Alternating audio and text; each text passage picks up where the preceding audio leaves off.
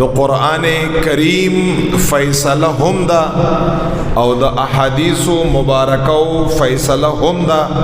چې د پیغمبر علیه الصلاۃ والسلام مبارک په امت کې با تر قیامت پورې الہ العالمین نیکان صالحان اولیاء پیدا کړي. دا بوی اولیاء کرامونا پاکانونا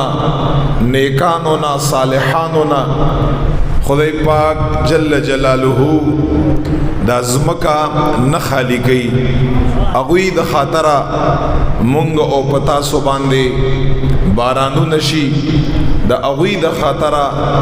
زمونږ او تاسو له خدای پاک جل جلالہ رزق راکړي د هغوی د خاطرہ مونږ او تاسو د الہ العالمین د عذابونو تکلیفونو مصیبتونو الحمدللہ په حفظ و امان کیو. نو دا اولیاء کرام دا هغه ټولای دی دا هغه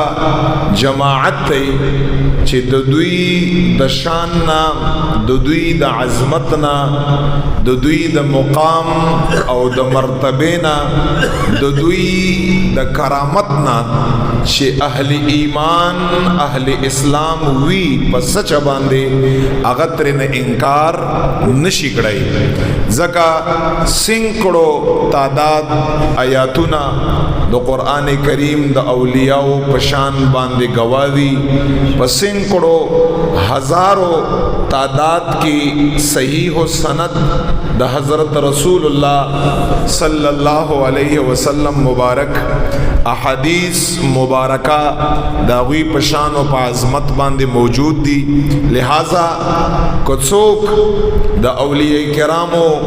د شان او د عظمت نه انکار کا